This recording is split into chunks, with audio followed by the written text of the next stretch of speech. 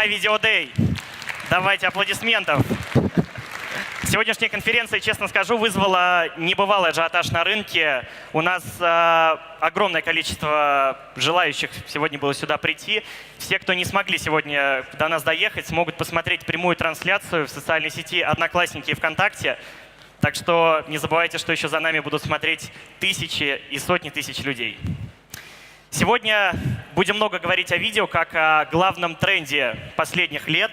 Для вас выступят сегодня здесь профессионалы диджитал-маркетинга, а также известные деятели киноиндустрии и расскажут о последних трендах, новых технологиях видеомаркетинга и правилах цифрового продюсирования. Кроме того, секреты рекламных роликов и их продвижения. Услышите истории про брендов и про действительно эффективные работающие кейсы. Мы переходим к следующему спикеру. Бывает, тебе попадается какой-то интересный шедевральный ролик, даже, может, просто трогающий тебя до слез. Мы им восхищаемся, но не совершаем нужных действий, которые закладывались изначально в него и которые должны были достичься в конце. Поэтому секрет о том, как совместить креативность и эффективность, откроет Эрик Groza из компании TBWA. Эрик, прошу на сцену. Thank you. All right. There it is. It's a little bit different translation that I think you just heard. That's a pretty bold move by mail.ru actually to do that. I think that's really great. So we call it Stop Being a Pussy, How Taking Risks Online Can Improve Brand Engagement. So my name is Eric Groza. I'm the creative director here at TBWA Moscow. I have about 5 years in the Russian market, experience doing digital campaigns, doing ATL, doing integrated. I come from a background of online marketing, working in Germany on some startups, and also, as you can tell from my accent, originally from the United States. I want to jump into this. When we think about stop being a pussy, when we think about the way that your organization is set up and how you actually make decisions, the company that you work for or the way that you're making content, how do you make decisions? I want to show you a slide of what I think the standard organization looks like. At the very top, you have the chief idea killer. Then you have this segment of VPs, right? The VP of no, the VP of status quo, the VP of stay the course. And then you have all the directors, the director of onerous reporting, the director of bureaucracy, the director of rigidity, the director of analysis paralysis, and finally, you have that open position, that joyful position at the bottom, right? We call it the manager of new growth ideas, which normally gets killed and gets vacant very fast. This is where I see a lot of the content manager positions, a lot of the brand manager positions, and I'm here to tell you that there's many ways to create kind of an organization that's going to be supporting risk-taking, supporting not being a pussy, and supporting doing something new, something that somebody hasn't tried before. Now, there's nothing to be afraid of if your organization does look like that last slide that we just saw. And the reason why is because Disney itself, for 16 years after Disney released The Lion King, they did not have a #1 movie for 16 years. And in that moment, they were really quite afraid about what to do. At that point, they bought Pixar. At that time, a small, tiny, little animation studio. When they bought Pixar, they had to make a decision. Are they going to take Pixar and adapt it to the bureaucracy and the hierarchy that Disney has? Or are they going to learn something from the small animation studio, Pixar? Are they going to learn something from their culture and rearrange the structure of the company based on that? And that's what they ended up doing. This is a quote from Ed Catmull. He's the president of Pixar Animation. The problem at Disney was never the lack of talent, right? They had great animators, they had great artists. It was that years of stifling working conditions had made people lose their creative compasses. So this is really impressive when you think of Disney, the one that's on the top of your mind for, wow, it's going to be a magnificent film, that even they, at one point, had a problem with bureaucracy and processes that were killing their own creativity. I get it, right? It's about risk. It's about controlling risk, especially if you're a big brand, if you're a national brand, if you're a global brand. You don't want the mass market looking at your product and thinking, you know what, that's really offensive what they said, or that really doesn't comply with my mindset. And when you're doing mass market media, something that you're going to see on TV, you want to reduce that risk as much as possible. That's why within the agency, we have our own filter, right? We think of our ideas in a brainstorm, and we even have sometimes our own managing directors sit down and think, you know, is this going to be good for the relationship with our client? And then it goes to the brand. On the brand side, we think of that hierarchy of structure. It's not just the brand manager that's looking at that. It can be the marketing director. Sometimes it can go all the way up to the CEO, right? And then there's a testing filter.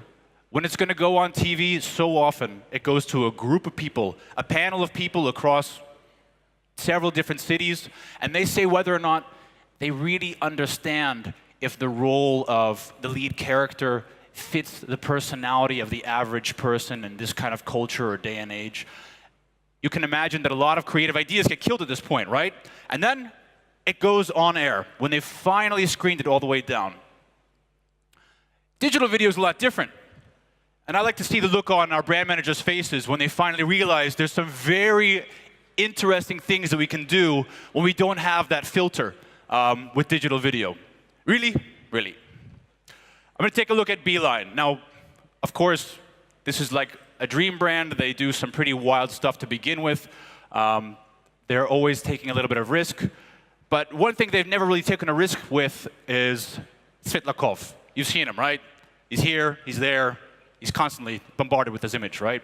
We wanted to do his first live video, right? The live translation of him. Now, we didn't know if this would work, actually, because normally he has a script. And to do something totally live, you don't know if the actor can work this way, if he's able to answer questions on the fly. When we do a normal shooting process, as we said, if Beeline was shooting a spot to put on TV, the normal process would be we go to the production, we have a beautiful camera, right? Awesome lens. We have this big microphone that's going to pick up all the sound. We have some guy who's recording everything that happens in case we need some double takes, and he's making a quick montage at the same time.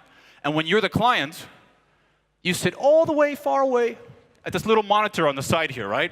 If you're really lucky and you work with a really great production, they even give you a walkie-talkie. Now with this walkie-talkie, you talk to the producer on the agency side. You say, I don't like Svetlakov's hair. Can you move his hair a little bit? Can you make sure his lighting looks a little bit better? He looks too old underneath this lighting.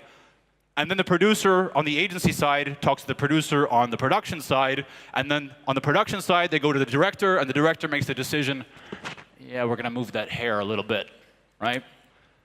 There's a lot more to that process, right? Because now you're just getting ready for your rough cut after you've had this one production day. Then you're going to go through, you're going to have to do your color correction because everything that comes out of there needs to be looking a lot more beautiful. You're going to end up doing post-production to make sure you can get like the zit or the mole off the Svetlakov's face for that day. And then you're going to have your regular cut where all of the sound is combined.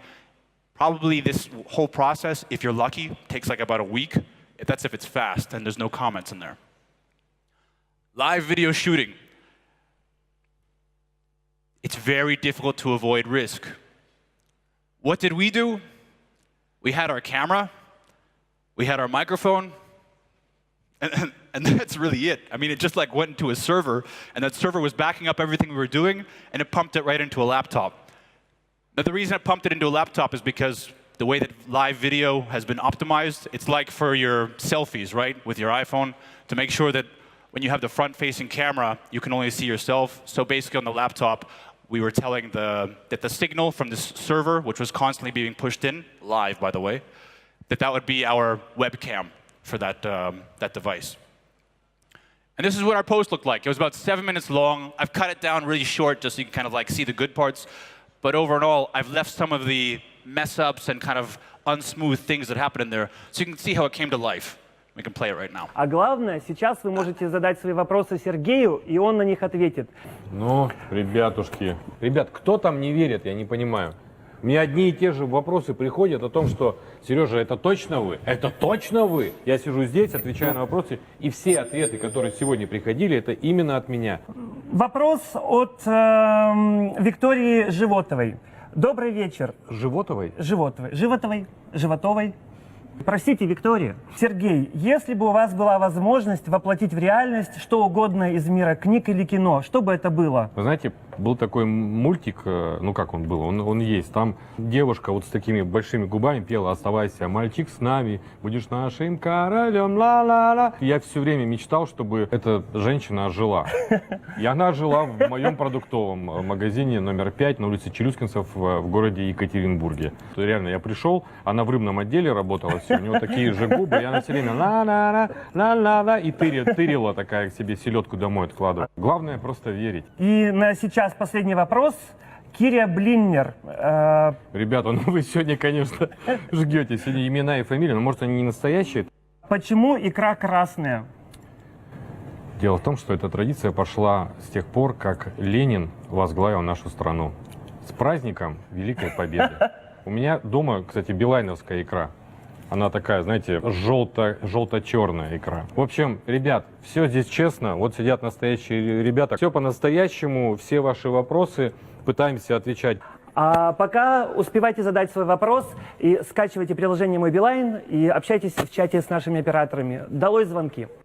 I love this guy in the corner here who's like trying to get out of the frame as they're shooting. So they did this live in their office, right? As they're going around. And this is really to like prove that there's really people, they call them the Beeline Angels, right? They're answering all of your questions online. This is to prove that everybody's there for your service and to prove that they're not afraid to be there and answer questions. So, as we said, there's a lot of risk involved in here. You can't really correct anything. You can't tell somebody, you know, as they're doing something or saying something, hey, don't talk about Lenin. It's not on brand, right? And he just continues to go ahead and do it. And that's the beauty of it. And that's why we had a lot of people tune in. When it comes to views, we had almost 500,000. Of course, we had some, let's say, paid reach, which makes sure it appears on some people's timelines. The great thing about live video right now is that it has like push notifications when you're doing a live video, so it doesn't get lost in your news feed. Likes, not amazing. You would hope that out of 500,000 people looking at the video, that at least somebody liked it. Reposts, I mean, not that good.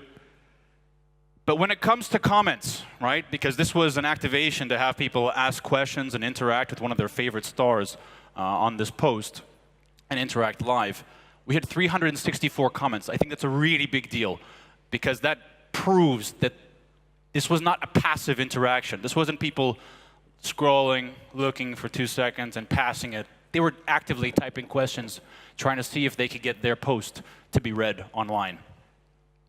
So it's a single video post with 15 times more reach than the average post from Beeline. The risk paid off, right? I want to talk about Nissan. Now, Nissan is an international brand. They don't only have an office here, but then they have a headquarters in Europe that everything has to be approved of as well. When it comes to ATL communication, we have to make sure that our product is appealing for mass market, especially when it's a very high luxurious product. Nobody wants to take risks when it's going to be the new launch of your luxurious car. Let's take a look at the spot that they put on TV so we have some basis of understanding when we see what happened in digital. So the TV spot.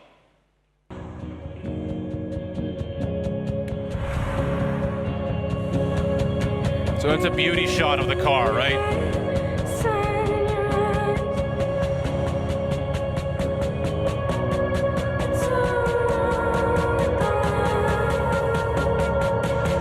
Some USPs.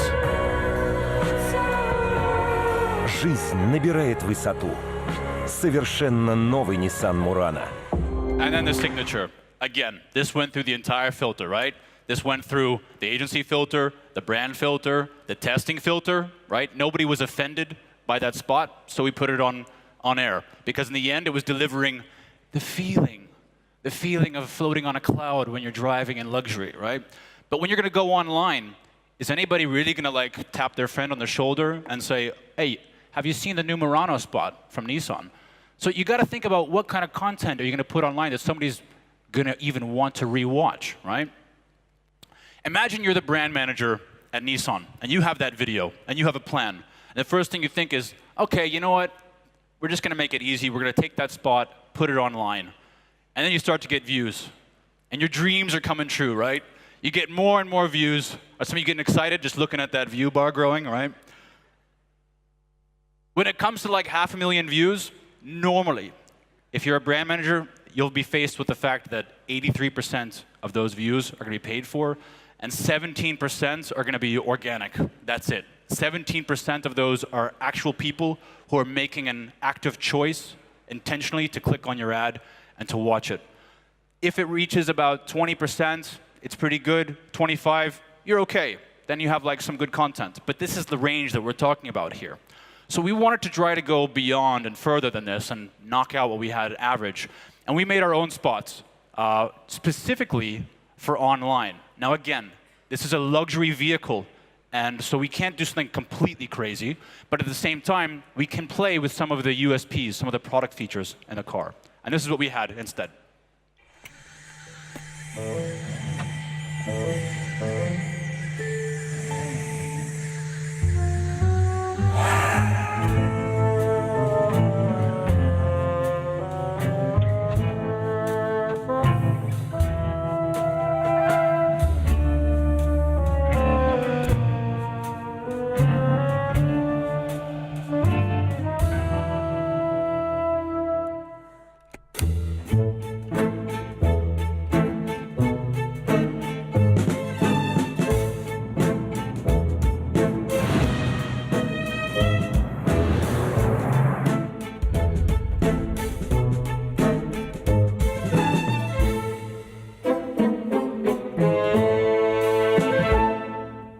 So we had fun with it, right?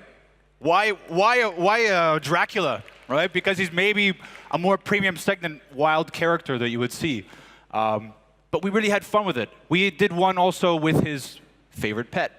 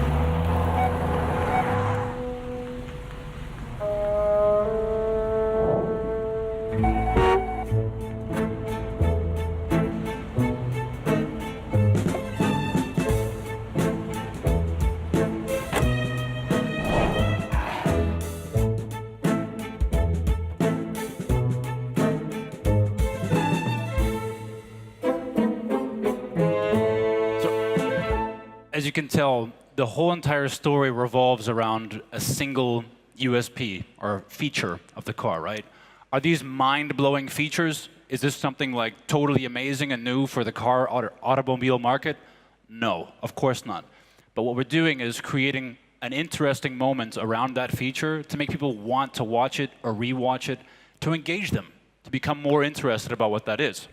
So when we look at the performance of this and we think about the average ad, your basic run-of-the-mill ad that's playing on YouTube, you know, you're sitting and listening to music videos, or you're watching like how to make a perfect omelet, and then all of a sudden, bam, you're interrupted, and you have to watch 15 seconds, right, of that ad, because there's that skip ad button. 15% of that 1 minute ad, about 5 seconds, right? When it came to our other videos, so these two that we just saw, when we put them online, for Dracula, we had 53% of the film, on average, watched. So much further when we did paid reach, much further than after the skip button. What about the dog, right? He's peeing on the car. Does everybody like that? If this went through a testing group, I can tell you it would be killed immediately, right? But online, you can start to do targeting. You can play with different audiences. You can say, you know what? We don't want to go for, I don't know, a much more conservative group of people. We want to go for much younger. And we had a 62% percentage of the film watched. We did 4 of them in total, focusing on 4 different parts of the car. And when it came to actual organic views, so people willing to come back, remember all the way back to that other slide that we saw at the beginning, 70% is like kind of normal. For Dracula, we had 35% organic views. We had 29%. We had one where he like meets his girlfriend and he hypnotizes her, and then he easily gets into the car because he has some cool unlocking features with remote. We had one where he gets a manicure and he actually uses it so he can use his touch screen perfectly on the car, 31%. And with the dog, we had the highest with 39% organic watches. Again, this means that somebody's watching this and they're going and tapping their friend on the shoulder and they're saying, hey, did you see Dracula on this Nissan commercial? And they're sharing it with each other. And that's what we want to do. We want to make some kind of content that people want to watch. And to do that, you got to take a little bit of risks. The risk paid off. This reminds me of a quote that I'd like to keep in mind. In a time of rapid change, whenever our present habits are, they are rapidly becoming outdated, ill-suited to the time we live in, even dangerous to maintain. Now you look at a quote like that and you think, wow, it's deep. It's very modern, right? Who made that? Probably like Steve Jobs, probably Elon Musk. This is Machiavelli, a Renaissance historian. This guy died like centuries ago, right? This is about the world is constantly changing, man. And you got to get with the program, and you have to be willing to take some sort of risk. If you rephrase this, you can say, challenge the convention. Don't do what everybody else is doing, because by taking those risks and experimenting, you will already have the learnings so that you can completely modify your way of doing something and approach it in a different way, which will bring you light years ahead of the competition. You can just say in general, take risks, right? I like to say, stop being a pussy. And that's it. Yeah. I think we have a moment for questions, Of maybe. course. If you guys want to contact me while we're doing questions, I'll leave that up there. I think we can answer a few questions. Вопросы, друзья? У кого? Костя, Да. я тут, я уже. Где? Вот тут. Хорошо. Thank you, first of all, for the great presentation. I'm Timothy Thank you. Loss, Mail.ru, the host of the this festival. I gotta And- say, when it comes to being brave, you guys using that slogan on the top here, that's Right. pretty brave. Right. And actually, I have two questions. First Sure. of all, can you please give us three points of how we, like a publisher, can impact the market to stop being a pussy, actually? And what is the forecast of yours so when actually the market stop being a pussy? Thank you. Thank you. That first question I really want to touch on, because this is about setting up really the culture that you have there, but beyond that, there's steps that you can get there. I don't think that many organizations are ready, especially when you're rather large, to just say, you know what, it's going to be a free-for-all, right? Anybody can do whatever they want. You can take a selfie and put it on our main official channel. It's not going to happen. So I think that there's an important thing to do, and we're experimenting with some of our clients, where we make sure that there's a portion of your budget, right, that's actively ready to be used at any point on some random idea that comes up, so that you know there's a certain amount of financial risk you're willing to take on going out into a quick production to make something. At the same time, on the agency side, we're actively searching for partners to do super fast productions so that we can do things like live video or deliver something that's been recut and in post-production overnight, right? So we're looking for partners that can do that as well. You can do that, and if you're prepared because you have a portion of your budget that's always saved every month, that you can just say, you know what, we're willing to risk with this budget and do anything we want to, you'll be a lot further ahead of the competition, right, in terms of being able to take risks and just stand out there. Your second question, I think it was about at what When it point exactly the market, happens. yeah, what point is the market ready to take more risks? Right. And let's just say, of course, it's culture in general with when you take a look around you and you see that bloggers, they're not making as many YouTube channels. It's more like Snapchat or live videos, or they're just doing whatever they can do to kind of get their content out immediately and pushed on there. When you talk about the next generation of people, there's a lot of interviews where people are saying, you know, the next generation doesn't want to see something that's been polished off. They want to see something that in the heat of the moment, what came out. But what's really going to drive it is competition. And if you're already doing something that the competition is not, it's going to make you stand out in the category, and it's going to make you a leader in this sort of new idea of where content is going. So the forecast is optimistic, though, right? The forecast is, if you do it yourself, you'll be at the top, and if you wait, you'll be really far behind. Thank you so much. Thank you. Аплодисменты Эрику. Eric, thank you so much. Thank you. It's been a pleasure.